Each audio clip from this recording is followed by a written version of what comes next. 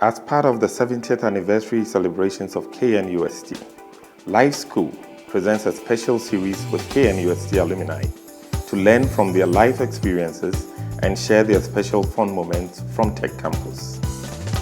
Join us to share our fun moments and learn from each other.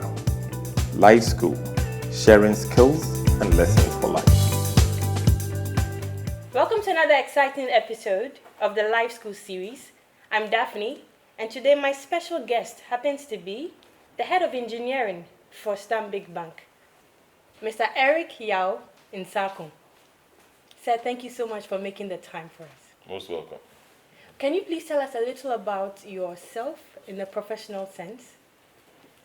So my journey is a simple one. I started as a chemical engineer.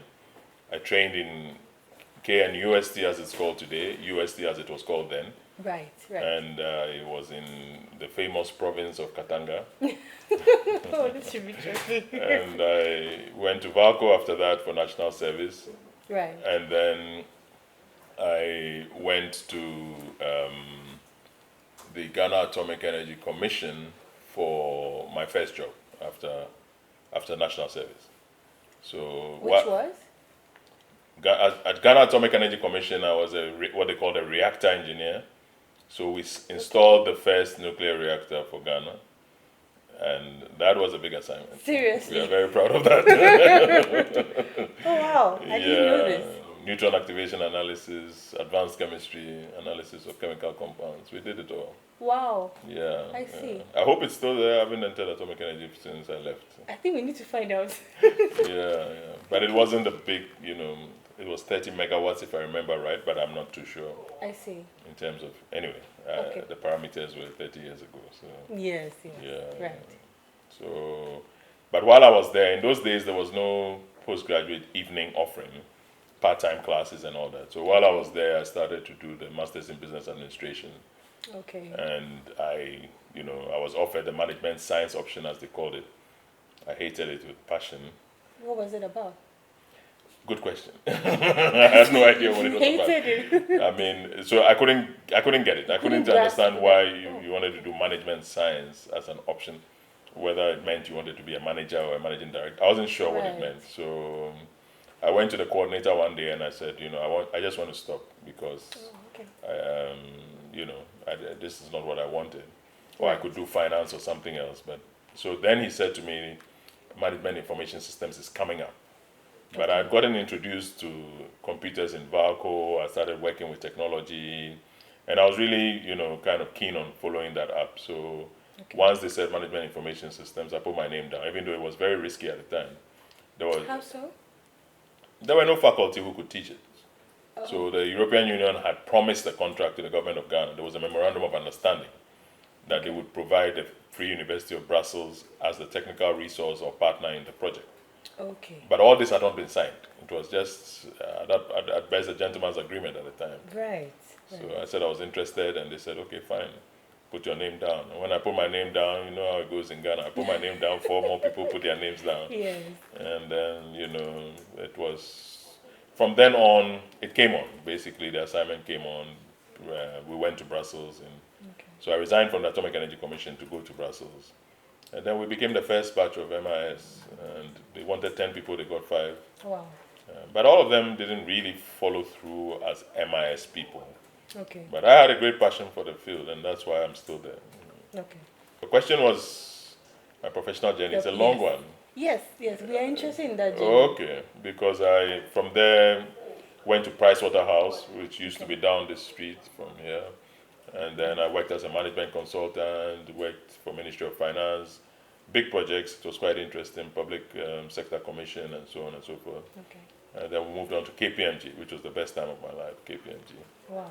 Because some of the friends from KPMG, Ocean Team, Solomon Date, Jocelyn Boateng, they're still my friends, very good friends. And our boss, Yoku Kos, a great guy. He came here, he sat down with us a few weeks ago, encouraged us. So he's a great guy, and I did 14 consulting assignments in 15 months. Wow. I was there for only 15 months. But from KPMG, I went to British American Tobacco, then Ghana Breweries, then they took me to Heineken, I lived in Holland for 5 years. And then I came back, I worked for, under the DFID, the donor agency, the British donor agency. I worked under them for the Kufuor government. Yeah, and we did the evidence-based policy monitoring project, which created a dashboard that monitored the 21 priorities of Kufuor. So that was a big profile assignment. Yeah. Project, okay. Yeah. So emergency power, national youth employment, school feeding, West all those Africa gas programs. pipeline. We were monitoring them. I still have the tools for those things, if any government is interested. But Right. yeah, from there Okay. I went to telecoms. Okay. I started at an internet service provider, which I managed for a few months, called Discoverytel. And then I went to Tigo as chief information officer, then Okay. Airtel as chief information officer. Then I went into academia. I went and I taught I taught in 3 universities for 13 months. Okay. You lectured. I lectured. I lectured in software Okay. engineering at Ashesi. Okay. I lectured in e-commerce at Kimpa. Okay. And then I lectured in everything software engineering at the Accra Institute of Technology. Software process and methods, software requirements engineering, software testing, software quality. I taught a lot of those things. And then I moved to, from there, where did I go? I think I went to lecture before I went to Airtel. I think now I remember. Okay. But from Airtel, I went to MTN. MTN. And then I took off the technical hat. So at MTN, I became a salesman. Okay. And I created what they call the business solutions. I was the first head of MTN business solutions. Okay. So the business solutions was like, they were selling wholesale internet capacity, cloud hosting, data centers, Right. the things that were ICT related, Okay. but were, at the time, not service offerings in the market. Only Vodafone could do that at that time. Oh. So we created the MTN line, which became a formidable business, what is today MTN business.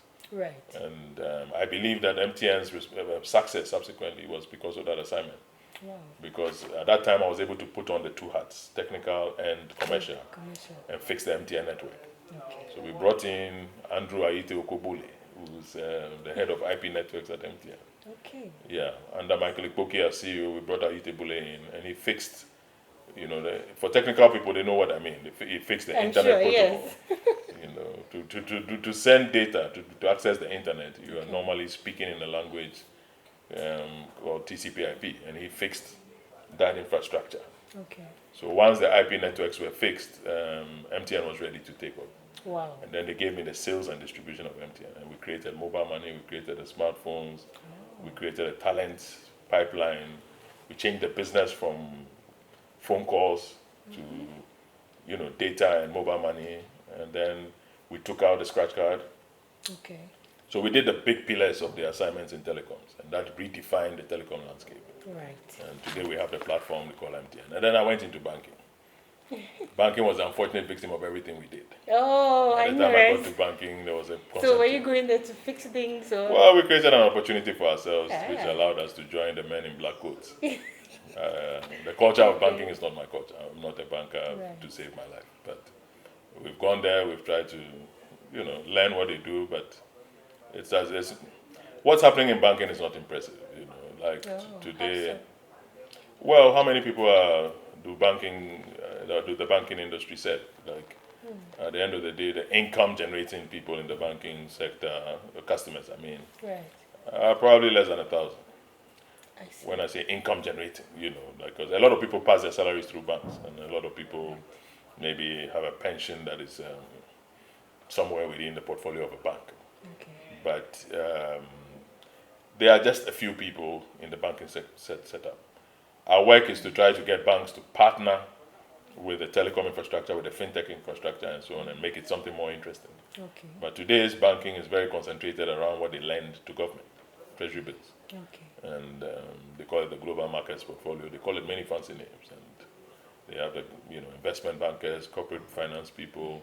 But this is not a big economy where there are a lot of mergers and acquisitions and so on too. And it's an unfortunate testimony that, today the economy is in crisis, but you don't hear much about the research of Ghanaian banks. You hear more of Bloomberg research, Financial Times research, and so on and so forth. So, if you ask me, banking is in some kind of a crisis, right? But that's our opportunity. That's what we did for 10 years, and now we have to go and try to. But yeah, there's a lot of a future beyond that. Beyond that, I'm also looking at entrepreneurial stuff, moving into my own space. I'm 52, Okay. in case you didn't guess that. Wow, I did Yeah, not. you did not guess that. I did not. Okay. So by Ghanaian law, in 8 years' time, I'm You're on meant to retirement. retire. But very few people in corporate went to the full hog, right? Okay. Some of the great names in corporate retired at 52, 55. So this So is my that's the time. dream. Retire early. Absolutely. Wow. Okay. So, Mr. Nsarkoh, you've lectured about the subject of e-commerce. We want to find out, maybe in a layman's perspective, what is e-commerce?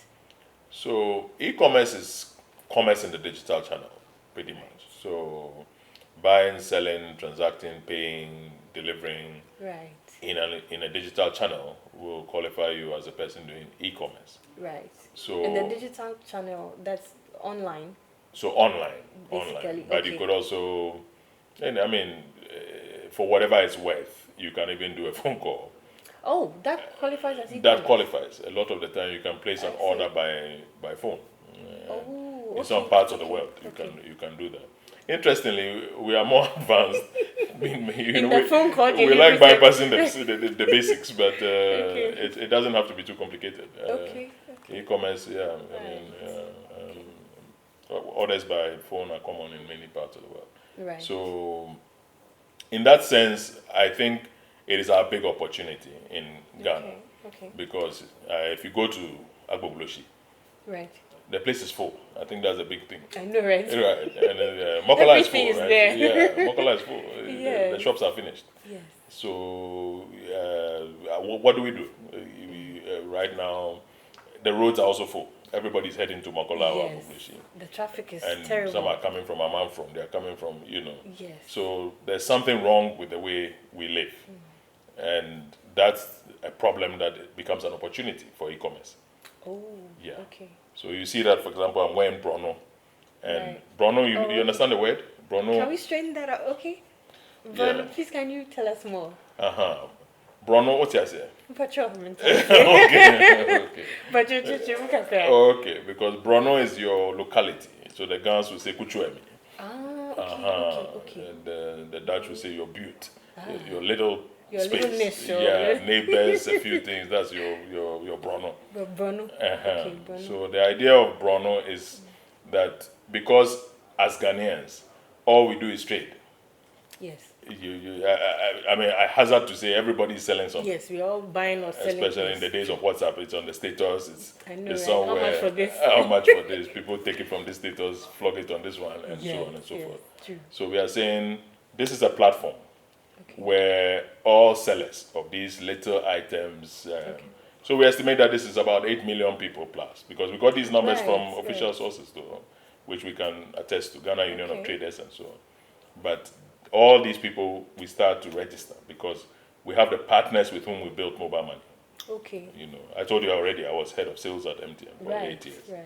So we have partners, and we bring them on board. Okay. We register these people, Okay. and then in every locality, the other data that I had at MTN was that Ghana had 44,000 settlements. You don't say. Yes, including 100 people in a farm playing somewhere. They're also a Look settlement. at that. So I used to review that data every Thursday Wow. to see that you had network coverage, you had all these things. But anyway, so Brono wants to bring together those people in the settlements Okay. and the traders in the settlements, and then create this interlock where if you want Nescafe, you want mosquito coil, you want whatever, you go on Brono, you say so, Okay. and then the person around you puts a bid in to say, I can give it to you at 2 cities. Now the skin case 3 cities. Oh, that's interesting. So it's like marketing, the regular markets, but online. But online. I see. So the lifestyle of Ghanaians being copied and pasted online. I like that. Yeah, I like. So that I you like can that scale explanation. it. Exactly. Okay. So you can scale it. Bruno. Brono. Okay. Brono. You speak Ghana? Few. Few. Kuchuemi. Right. Okay. Yeah. Wow. So bridging that gap, helping even the lay trader Yeah. to come online. So I'm hazarding a guess. So Bono is a business and an app. Indeed. Nowadays, an app and a business. Everything's an app. Jumia Exactly, is an app. exactly, Okay. I get it. So once you Have download you taken Trotro before? I tell you. Okay. So you see in Nsarkoh Trotro, names, you notice Nsarkoh. people are following. Yes. There are some ladies. Right. Excuse my bias, but they check the price of the egg, the price of the oil, I know, right? the headpiece, but they don't buy anything. Yes. From Medina to Accra, they talk to every trader, but they don't buy anything. Yes. So the trader is frustrated, right? So Bruno solves that problem as well, because now when you say to the trader, bring Nescafe, you pay the money to Bruno. Okay, and the trader knows you are actually buying. You're not window shopping. You're not wasting my time. Because now the trader has to get up from a shop and walk to your house to give you the Nescafe. Okay. We don't want this trotro behavior. Wow. So that solves that problem, right? Very resourceful. That's very. But the other side of it is also somebody I know bought a phone at Nsarkoh. Can you imagine? In a Of all box. places. Oh my God. Guess what he found at home? A stone. It It was a stone. It was a clear stone. But of course, the person he bought it from was not there. So that Bruno also takes care of that. Okay. Because it's only when you deliver to me, And I see and check the goods. I check that I will confirm and you get your money. Right. So you see So that no we've solved activity. exactly. Okay. We've solved delivery This is good. Yes. by putting you in the Bruno. Right. We've solved secure payment. And then lastly, we don't know our prices in this country, do we? Not really. I just told you Kenke was 3 cedis, Yes. but that's airport price. Yes. You can go to Amman from and you will get 4 cities somewhere. Thank you. And funny enough, one city 50 pesos somewhere else. Exactly. So Bruno came up because I have a good friend. He will not be offended that I mentioned his name. Kabot. I was in MTN and I said they should go and give Kabot a free website. I'll pay on my budget. Wow. And Kabot called me the next day and he said, "Hey, Eric, I will not take it." Why not? I said, "Kabot, what have I done to you? You cannot hate me that much." And he said, "Look, this thing of putting my price online for my next shop to go and put a lower price, A competitor. Oh. I will not do it." Okay. So Bruno solves that too. Because what you are bidding to me, Yes. you are not putting it in a catalog. Yes. So this is uniquely created for the African mindset. Yes. This is actually. And that is why, this is exactly how we did it when we used to do mobile money. I used to do a fit to market every Thursday I see. to make sure that there's new functionality in place. Okay. So I hope that kind of nails it for Yes. the e-commerce Bruno is subject. going to the market Yeah. online. I mean, who doesn't want to do everything online? Exactly. these Amazon days? and so on are straightforward. Wow. That's straightforward. That's like, That is brilliant. yeah. Ingenious. Yeah. Well done, sir. So, sir, please tell us a little about your family life. So we are 2 boys who are the children of the late Abna Joanna. Our mother was a lecturer in home science at the University of Ghana, Right. and she stayed there for a long time. Then she went to the University of Swaziland, and so that's me and Yao. Okay. But my dad Wow, as in. in Nsarkoh. Yeah. Oh, okay. Right, Okay. right, Your right. brothers. My okay. brother. That's the only other son of my mother. Okay. But there are 2 dimensions of that. My dad had other kids. Right. So in number 31, Little Legon, which was our known residence, Oh, okay. there were 4 of us who lived there when I was growing up in the 70s. Okay. And that's Frank Maxwell. Maxwell passed away last year. Oh, So it's Frank Maxwell. condolences. Thank you. Frank Maxwell, Yao, and I. Right. My dad had other kids also who lived in the Ashanti region in Obuasi. Okay. Ambrose, Fred. So in all, my dad had 8 kids. Okay. But there were 4 of us who lived in number 31. Okay. And then my mother looked after nephews to my cousins. Okay. And there was also one niece, Ajwa, who's a doctor. She looked after Ajwa looked after all of us, even though she's the youngest who ever came to number 31. Yes. But the nephews also, Lawrence, he passed away 4 years ago. Then there's Kwabena, then there's Kwame in the UK, in the US. And number 31 was a place where, when I put the picture on social media, people ask how big was the house, Family house. because how many people could live in a 3-bedroom house. But it was never full. It was you could just convert anything into a room and continue expanding it. So I see. So yeah, that's the space that we operated in. I have 2 daughters, and okay. Anea and Nanaba. Wow. Okay. Anea is 21. Right. She's second year, now going into third year actually, Oh, okay. That's good. at the University of Guelph in Where is Canada. that? Canada. Yeah, That's nice. yeah.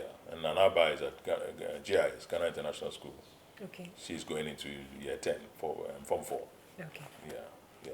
And so from that point of view, I think that actually kind of nails it for Sums family. it up. Yeah. Short and sweet. Nice. Very interesting. Yeah, yeah. Okay, so what is the one special thing about you? I'm sure your daughters know this.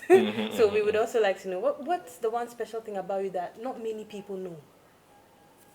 So the interesting thing about me is my special moment. I was a salesman, so I traveled the country. Right. And therefore, traveling and a lot of things people do for excitement Okay. are not, they're commonplace. So my special moment is actually singing loud Karaoke? to myself. No. To yourself? It is not competitive material. You like to sing? I like to sing in the shower, in the kitchen, everywhere. Okay. And then with a little pocky bag. How do the two go together? It's a miracle. Oh, is that the microphone? It's a miracle. Wow, You just have to. okay. But yeah, I like those little pleasures. Okay. Every now and then, if I can find a bicycle, I jump on it. But that's for short okay. distances. Okay. It's not for, when we're kids, we raced on bikes and so on. So, Right. so yeah, I mean, the basics of life mean a lot to me. Okay. I like beaches. Nowadays, you don't have a beach in Accra that's not polluted. So sometimes I'm able to sit at the Africa restaurant of La Palma and overlook the beach. But The not amount of marijuana you have to smoke. Number of people whose No more long walks on the beach for you. weed is being blown over Oh my you God. is a bit too much. And, so yeah, I used to be able to read a bit. I don't get to do enough of that. This is my dad's one of his first books. Oh, okay. I mean, sadly, I have to say I haven't really read it. Oh. But I'm sure you'll find the time one of these days. I mean, local government is a complicated topic. I know, right? My dad never. So you love to read as well? Yeah, I mean, when I can. So interestingly, I used to read a lot. Oh, okay. Fiction too, I read a lot of Arthur Haley, Sidney Sheldon, Oh. Jeffrey Archer, John Grisham, Any Agatha Christie? It seems you like That was mysteries and- terrible. I mean, I used to Were think. those really? Yeah, because there was that guy. What's his name again? Like at the end of the whole thing, The Butler did it. then some guy comes and The most he can figure out the whole unassuming mystery on the last page. I think they were a little, I don't know, maybe a Yeah. little cheesy, but that was the beauty of it. I thought, I'd rather do Hardy Boys or something. Yeah, Or Nancy Drew, at least. Yeah, Nancy Drew I didn't too like either, but Was it because it was a girl? Was it too good? probably at that age because Hardy Boys Yeah, was Hardy Boys like, was more. Okay. yeah, age 8, 9. I read all of them, but Oh, that's nice. but then of course I read some serious stuff too. I mean, I used to read business literature. Right. Strategy books, Hammer and Prowler, Peter Senge, Okay. Peter Drucker, I read some serious stuff too, but I read the Communist Manifesto. You did? I did. Hey, I'm not even going to ask about that. well, workers of this world unite. Whoa. The proletariat has nothing to lose but their chains. We read all of that. Yeah. Any Shakespeare? It's like Oh you're yeah, I did that performing for right now. literature. I did that for literature. Like Romeo and Juliet was my What's your favorite? Oh, it was my literature book, and I really loved the story. Okay. Yeah. Okay. I don't think I read any Romeo and Juliet for fun, but I loved it in literature. Did you like Macbeth? I've heard the story. I haven't read it. Okay. Yeah. That's interesting. Yeah. So reading, yes, widely read. That's. But then I think when I started, let's call it the Heineken years or the telecom years, somewhere in there, I noticed I wasn't reading anymore. Oh. I was very exhausted. I had an energetic toddler. And life was When not she easy. sleeps, you sleep. Hey, it wasn't easy. But so I lost some years when the kids were growing up. At that time, if I was free, I would sleep. Or I would go somewhere, just go network or something. Right. So I lost it. But when I went to lecture, then I caught up Okay. because I had to read for lectures, I notes had to and do research, I started writing again. And I think that's the best thing that happened to me, actually. I started to read a lot, and I felt really caught up at that time. Subsequently, I started the MTN years, and MTN was a mad sprint, I tell you.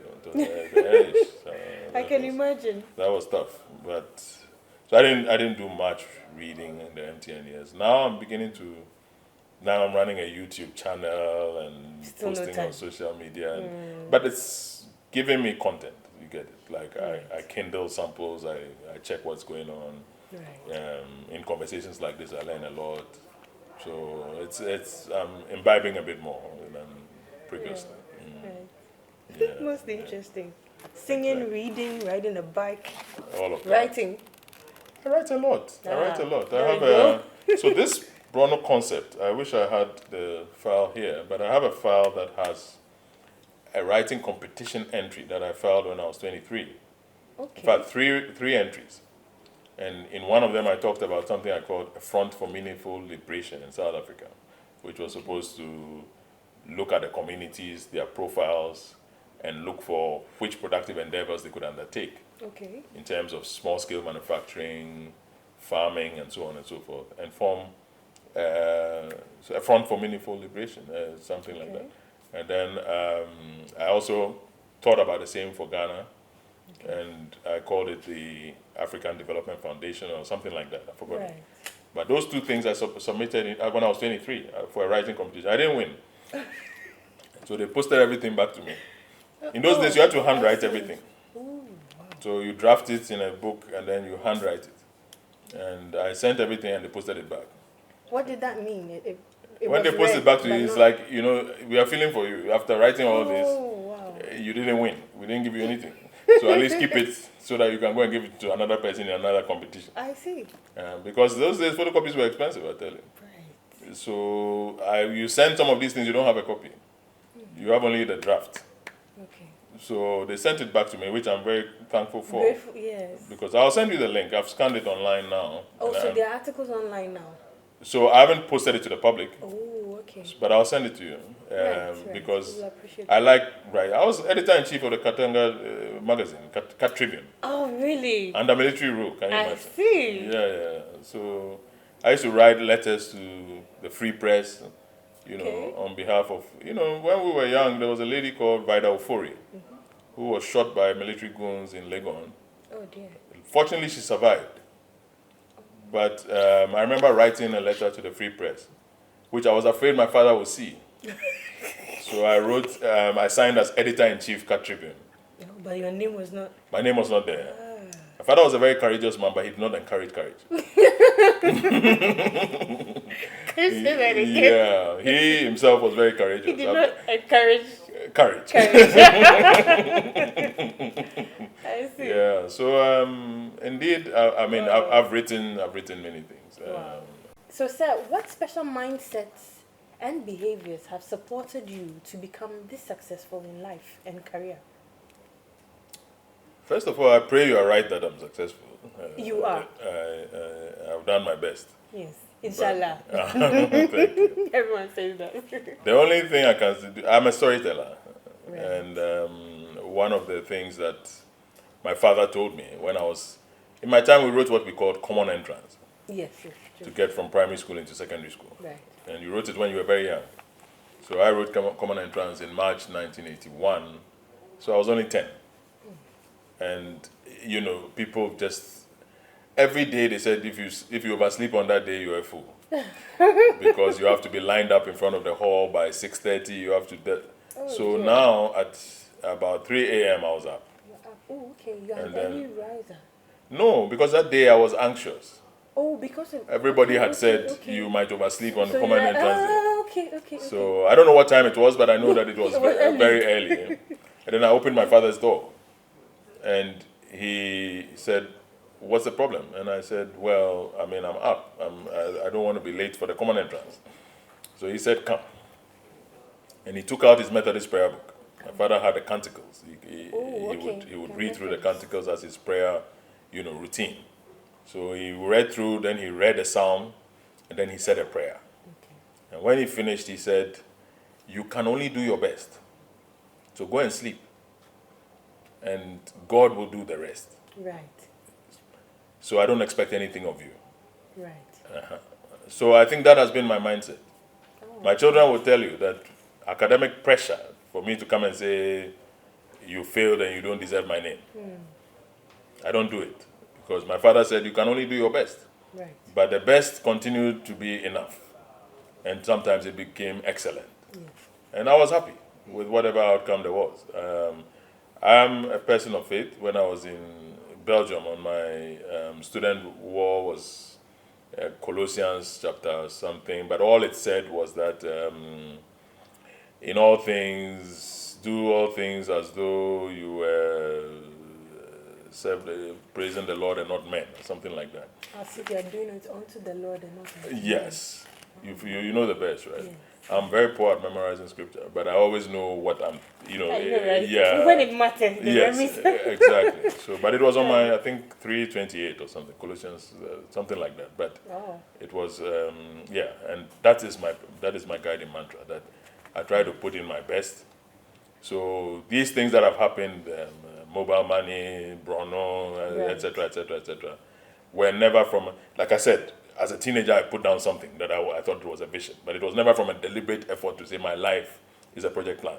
Okay. And if by this time I need to do this, my former boss told me, yeah, put down some milestones. So I did. And I tried to live by those milestones, Right. which included at the time, as a young man, 27 years old, my first milestone was to buy a car. Very And important. it was all there, but it was God who did it. I had nothing. I have many stories. I tell you. Right. On a day when you have time, you can stop We'll by. come back. We will tell you about many stories. But Right. I didn't set out with a mindset that said, "I'll do this, I'll do that, I'll do this, I'll do that." No. Okay. So you do your best, you leave God to do the rest. Very interesting and profound. All right. How would you advise a young graduate who comes to you, maybe for professional or career advice? What would you tell the person? It's interesting at the moment in this economy, right? Right. But I still believe that the way forward is innovation.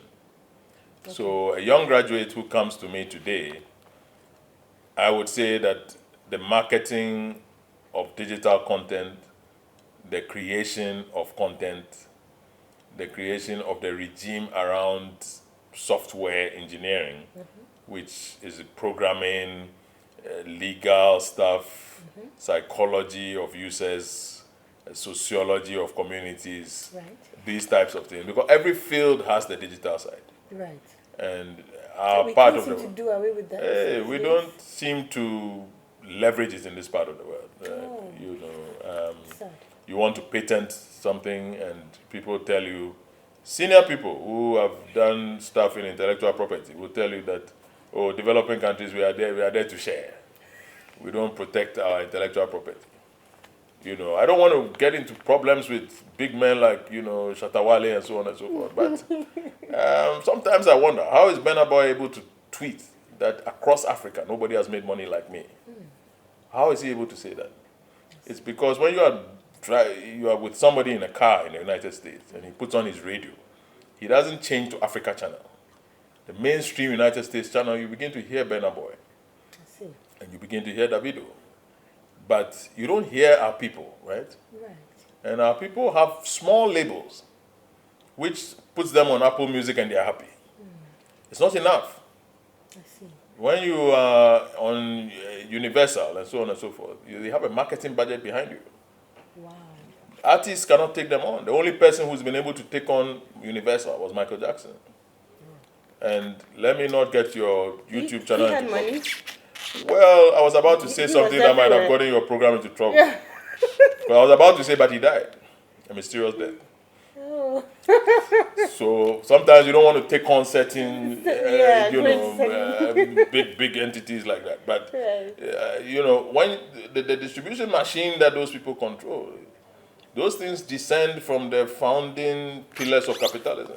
These are the basis on which the Empranero and all of this wealth was put together to create these companies. Oh dear. Multinational corporation is a vessel of many atrocities. I tell you, I've been almost all my life around multinational corporations, and I tell you, when I started, I'm digressing, but let me just land there. But when I started, I also did a training course in human rights. Can you imagine? Oh, okay.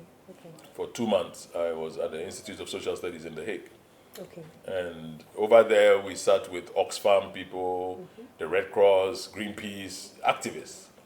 And we bashed multinational corporations every day. Oh. Because at that time, Kofi Annan said in his time that 80% of the flow of money in the world is the transactions of multinational corporations. So we used to say, what is wrong with these people? Because, of course, when you look at our own country, Nico Abnaboni, oh, you haven't learned the independence story. Positive action. Should I tell you the independence story? Maybe another time. But multinational corporations are what can get our artists, our creative content, and so on and so forth into the global distribution channel. Wow. And if you don't know how to use them, you suffer. So you end up provoking a Nigerian artist so that he quarrels with you so you can trend. Oh dear. You know what I'm talking about. That's what I mean. I mean, if I could say so, I do Nsarkoh. So we need to be in those fields. If a young person came to me, to your question, I'll ask the person, what do you like to do? You like law? Okay. Make sure you understand content law. Wow. Yes. Make sure you understand the contracts of software, the patenting, the trademarking, the copywriting. Make sure you understand these things. Because you go to the big legal entities in the world, and many of them in the country, and many of them don't process these things well. And it's a problem. You like psychology. Make sure you understand artificial intelligence. Right. Make sure you understand that we are moving from a domain of ideas that were controlled by Plato and so on and so forth into a domain of physicalism, where you are talking about neurons triggering synapses, which can be mimicked by computer programs. So it does not diminish the great philosopher kings. Right. It adds to them. What you are saying is that the actual thinking, the actual conceptualization can only be done by the philosopher kings. But when you drop it down, you can program it. And many things that today are consultations will be tomorrow robotics. That's true. Exactly. So we can do many things. Every field matters. But you have to digitalize it. You know the problem of Ghana? No, do tell us. There's no digitalization in government. Oh, okay. You think there is? Yeah, to some extent. Am I wrong? Because you filled your passport form online. You were goading me to say that. So am I wrong? I mean, it's not enough. I'm the average Ghanaian, so, But it's so not is enough. the average Ghanaian wrong if they think that? That you fill the passport form online, and that makes you one of the great. That will give us a Tesla. Yeah, that made things easy for me. So Ghana is digital. We are not there yet. Hey. We are not there. Look, I mean, I could sit down and pat myself on the back, right? Right. I could say we've done great things. What is bigger than mobile money today? At the moment in Ghana. So we could sit down and say, well, we've done great things. We've gotten somewhere. But we haven't done anything. Further. We have not done anything. This country must be modest. We have done nothing. When it comes to is there a patent from Ghana? No. I hear some people sometimes on YouTube saying look, I wish I could Google the patent and see it. When you Google Uber patent, you see 271 patents. You can download them and you can read them. This Ghana thing, when you Google the thing, then it comes on Ghana Web. Why is it not going on the patent registry site? It's always going to some news site. Wow. Yeah, so you see it there. The navigation of Uber is patented. So you can't just go and copy it. Right.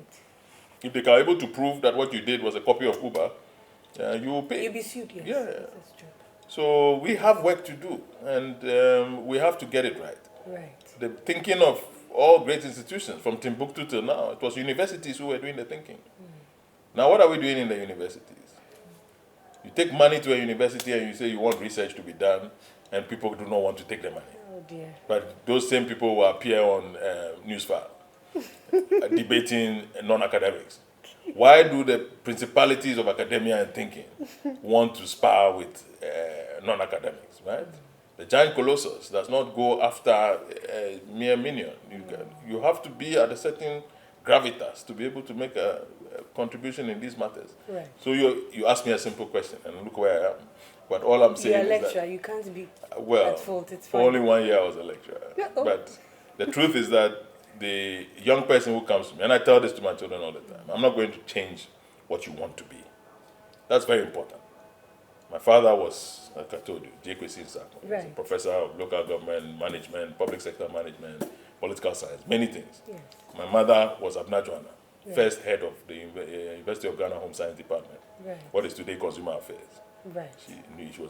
She taught nutrition across here, went into University of Guelph to do research, Right. studied in Penn State, studied in Cornell. She's done many things. I could have probably said that these people steered me to become a chemical engineer, but it's not true. My father asked me when I was going into chemical engineering, what is chemical engineering? And I said, oh, I don't know, I was doing it, my brother was doing it. Okay. I wanted to be a pharmacist. And I didn't even know that it was for biology students at the time. Because I had heard of some guy in Achimota who did maths, who they said was in Pharmacy. but apparently they had changed the rules, I didn't know. Okay. So I loved chemistry. So when I didn't get pharmacy, I just said, oh, chemical engineering. I didn't go because I was there, but Okay. I said, well, the only thing I can think of that has chemistry is It's chemical chemical engineering. engineering. I got in and I nearly died. The chemistry wasn't coming, other things were coming towards me. It was a problem. But that's a story that has been told many times. Right. But the point is that I will not ask a young person to go and do this program for me. No. I will try to find out from a young person what is on the heart of the young person to do. Okay.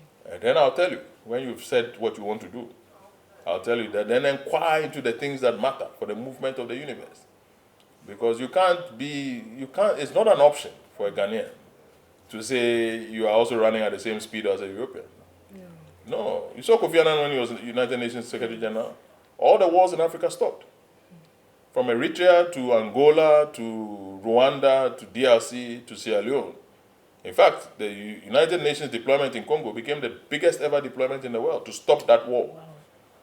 The man stopped everything because he was working night and day. And I listened to his interview when he ended his tenure, and he said, they asked him, what must his successor do?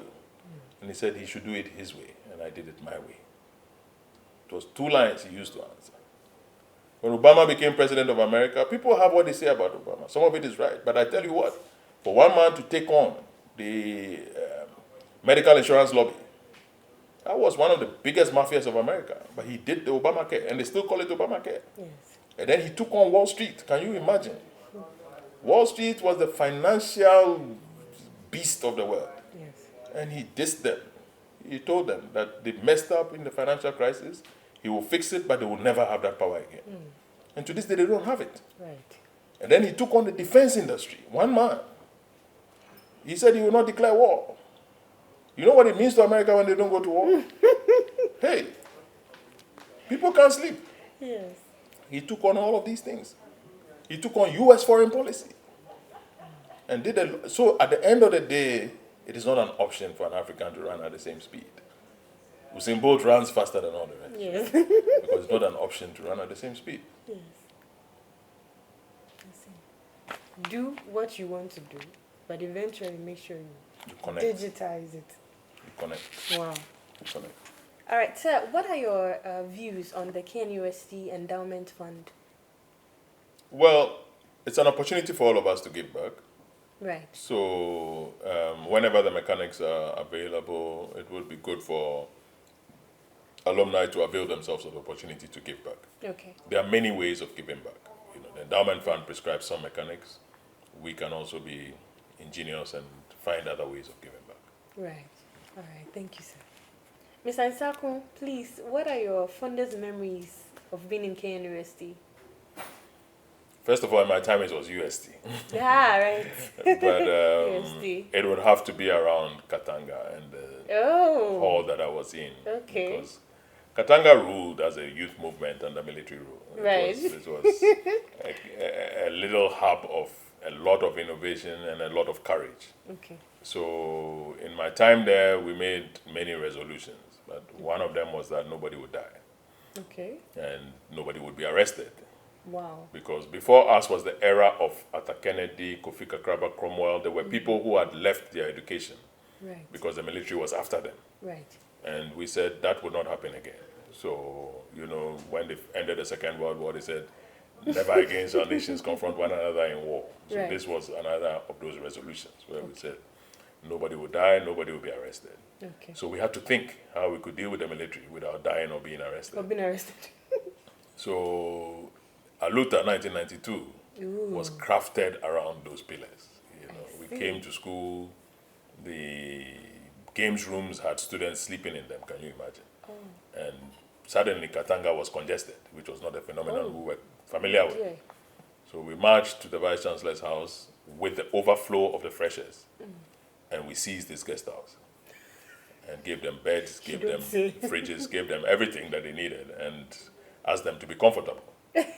But a few days later, they found their way back. It was really like their friends were in the main hall, so going all the way to the guest house was too much, and then they found their way back. And that was when we had a more serious meeting. Okay. And we said the formal admission of students was the matriculation.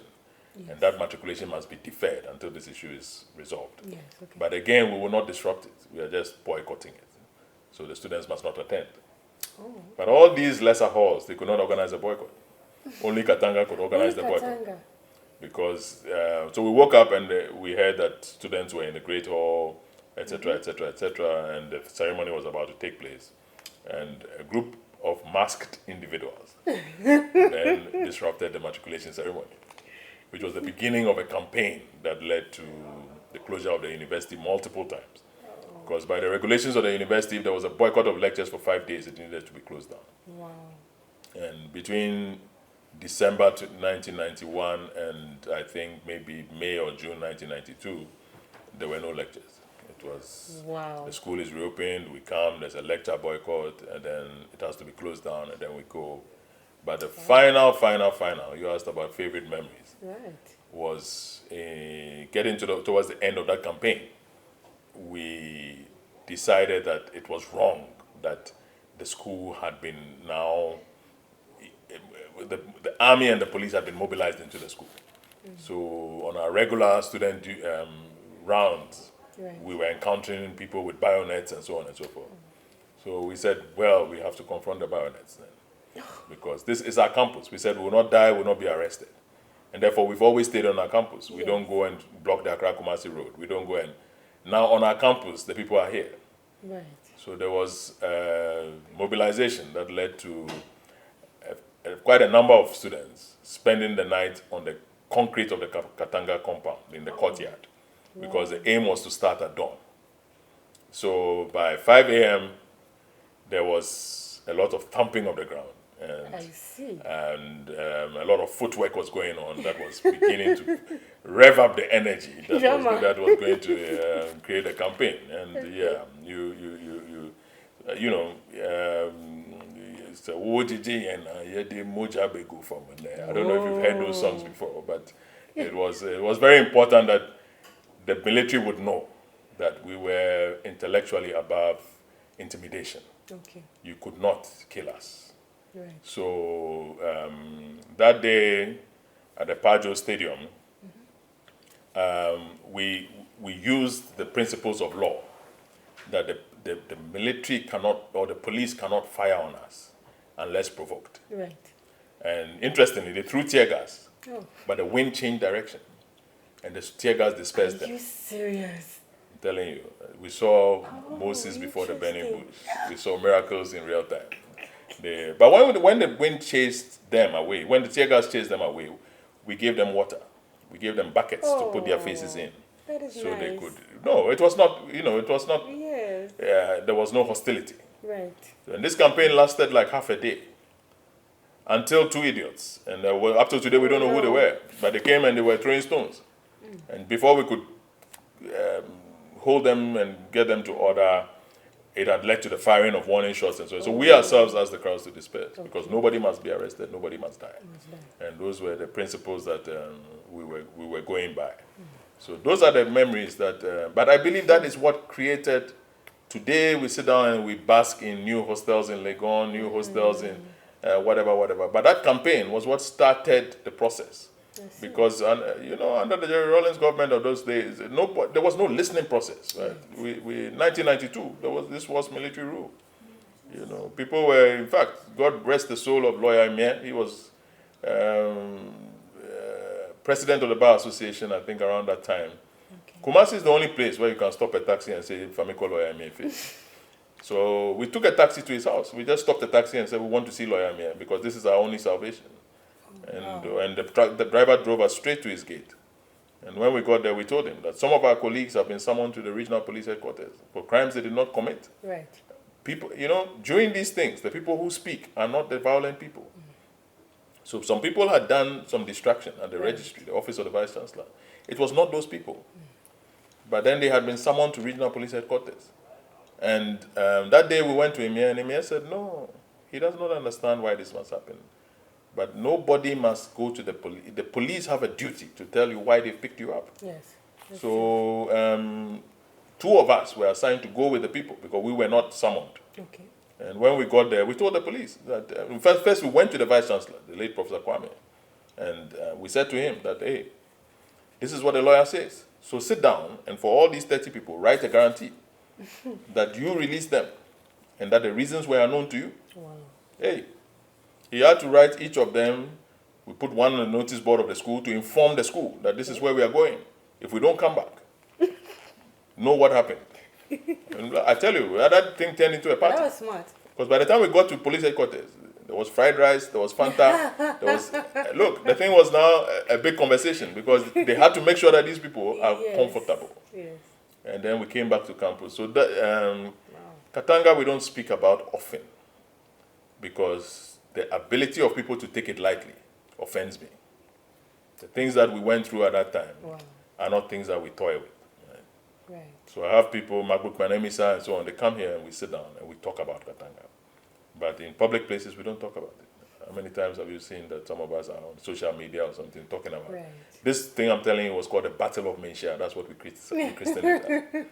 But we don't talk about Battle of Menshia in public. I see. Because jokers will start claiming it. Yes. Yeah, I also did this, I also did that, I also did that. They don't know what they're talking about. Right. So there are few people who know. There are certain people. Adafi, there are few people who know. Adafi was our choir master, right? And he, at that time, made it possible that we could at least echo what we were saying. Yaba UST, Yenya Baby Nda. Those were his songs. I see. Yakokanya VCC, Nibuefu. So we were echoing the message.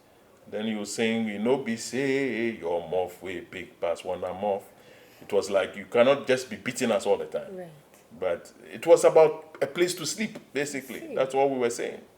And there are many people today that I don't regard in any high esteem anymore because I lost respect for them at that time in 1992. I see. And they know, and I know. It's 30 years ago, but the chips are where they are. Yeah. So if you ask me what were the high moments of tech, those were some of the high moments. They were, of course, there were lighter moments, when Roger Miller scored the goals and so on. I know, right? yeah. Those were also good occasions. Yeah. I see. Wow. Were you an introvert in school, an extrovert? What were your interests in school? I have never been an introvert. My sources tell me that you were editor-in-chief at some point of the school country. magazine. Yeah. That is true. I was editor-in-chief of the country. I see. I wrote many interesting editorials. But, I remember the letter to the Free Press, right? Because I think the words were, once more in the history of oppressed people, injustice has reared its ugly head. Oh. And in a sad repetition of calamitous fate, the student movement has been its victim. Then what are you talking about? The shooting of Ida Ofori in Legon. It was a difficult one. A student? Yes. So that was a difficult one for me to process, because You know, there were in those days, you know, goons. We used to call them goons. You know, agents of the regime. You know, you would hear that Right. a team led by Walankaki had come onto campus, Right. or a team led by Jack Bebley was on campus, and so on and so forth. And Legon was visited by such a team. And as the students tried to escape, guns were fired, and Vido Fori fell. She survived, like I said. But, you know, the anthem of UST is an interesting one. I think it's a former Negro spiritual, or it is a Negro spiritual. And I had it printed on my wall, and I put a picture of Vido Fori behind it. Wow. So, God of our weary years, God of our silent years, thou hast brought us thus far on our way.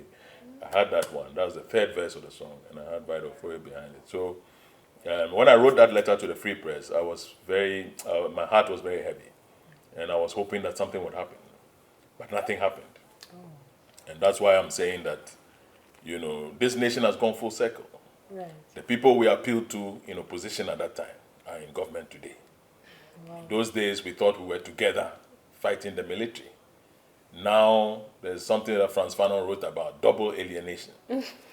When they take your chief from you, that's the first alienation. When they bring him back, they've changed him. And that's the second alienation. You are the only one who's lost. Profound. We have suffered double alienation. We've been betrayed. And we don't understand it anymore as to what it was about. So all I can appeal to is that Ghana, we must create a private sector. Right. When I lived in the Netherlands, it was not important who ruled the government. I knew the parties, the CSGA, the VVD, the PVDA, I knew them. Okay. Who was left-wing, who was right-wing, I understood it. Right.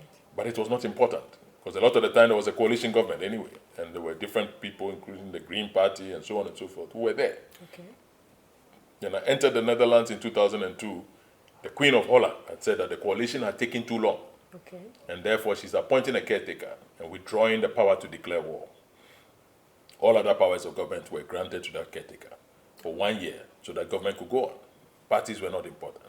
But what was important in Holland was Shell, Unilever, Philips of Eindhoven, Heineken, where I worked. Okay.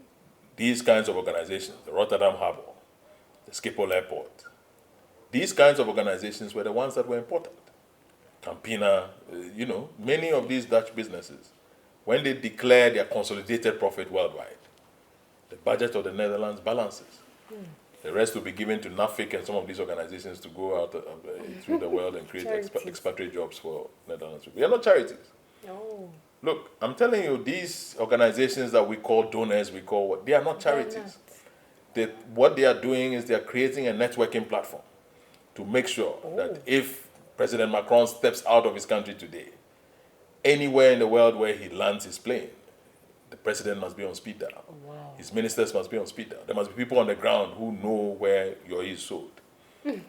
It's a cultural revolution that is going on. They vote budgets for these things so that money is given and innovation is start from me and you. That's why I'm saying that that guy who is saying intellectual property is for developed countries. I don't want to say fire don't burn, but some of these things are very important for you to guard yourself, Yes. guard your flanks, prevent these things from happening. And those organizations are the ones that I'm saying, the private sector organizations are the ones that I'm saying were the bastions of the European nations. Okay. I started by saying that historically, the wealth that those people amassed into those organizations might never happen again. Okay. Because these were organizations that after they the world started from, the Roman Empire was not the first empire. There were, the Persians, there were the Greeks, there was Africa, right? There was the Arabian, there's a lot of stuff that has gone on. Now, the order of those empires, you have to ask a historian. I'm not too sure, but Right. I know that at least there was Persians, there was Ottoman, there was Greek, there was Roman, and I think in between there somewhere around 6 BC, somewhere there, the Arabians were also there from Africa. Okay. Now those things, when it culminated in and don't get me wrong, I gave a disclaimer. The sequence, I'm not sure. Right. But when it got to the Crusades, the looting of the wealth of the Middle East and other holy places, banks were created to store that wealth. And multinational corporations were also born to expand that wealth. I see. So this process is not different from the process of bloodshed and slavery and colonialism and whatnot and whatnot. I've worked this theft, right? They paid my salaries and my school fees and everything. But I know it for what it is. The multinational corporation, na bastard. Right? But when you take it, you can make it work for something very good for your nation. Okay. These people have taken these things and they've made them work for their nation. After the Crusades came slavery, came colonialism, a lot of this wealth expanded. And now they've built innovation structures that are bigger than universities, that are bigger than everything else. We can't go and colonize anybody right now. Right. We can't go and do all these things again. So what we have is digital technology. Because in modern times, we've created also Google, Facebook, Netflix, Amazon, and JD, Tencent, Alibaba on the other side. So those corporations are the ones that I'm saying that we put the platform into MTN. When I went there was no platform. Right. We put it there. I promoted 30 people in the sales organization into managerial grades. Right. We expanded across the world. I put people between Afghanistan and Zambia. 17 people traveled outside my team. I brought Google here. I brought Facebook here. We did master classes for entrepreneurs. Okay. We created memoranda of understanding between the University of Ghana and ourselves. We brought Dartmouth University to be part of that process. Oh, okay. We have done it. Now we have to do it again Right. and make sure that the second one that we do, your side gig, my side gig, is part of it. Okay. Today, I spoke to the guys again at the bank and I said, Microsoft must go to Ashesi. They must go to Legon after. We've started that process. Okay. The bank must pay the lecturers to take the training catalogs of these organizations and train the poultry farmers, train the vulcanizers, train whoever Right. on the business practices that can become great, that you can scale. When we do those things, we'll put employees of the bank into it as well, and they will learn that this economy is about agbogloshi. It's not about Anglo Gold. Wow. Very So Daphne, profound. I can talk forever, but all I'm saying is that it's not working today. Right. And for it to work, we have to be more deliberate. Right. The things that we are doing are not methodical. They are not scientific. When your mind is blocked, you cannot do anything. Right. And you see, this is light, right? Some time ago, you know that Isaac Newton said light was particles? But guess what Einstein wrote later? That I don't know. He said, I feel sorry for Newton. Yeah. He said, mechanics has blocked the mind of the man. Didn't know. He said, mechanics had blocked Newton's mind. Oh. Because Newton had been so successful in mechanics. He had Newton's 3 laws of motion, it's conventional wisdom of mechanics. Right? Okay. But he could not explain light. He said it was particles. Can you imagine? So they had to revoke the theories of Newton. Right? Wow. So we have to free the mind. That's what we have to do. Right. We can create anything. Cocoa is not our future. We put 250,000 people into the mobile money agent system. Each of those people, from, like I told you, from Agbogloshi to Zebila, Right. each of those people earns an average of 130 cedis a month. Try zero. That's what the South African Deputy Finance Minister told me. I told him, but 130 is not enough. Wow. And he said, try zero. Go to Kalisha in South Africa. Go to Komatu in South Africa and see zero income. Then you will know that 130 is not a joke. Okay. Inside Accra here, I know people who earn 10,000 cedis of commissions every month as mobile money agents.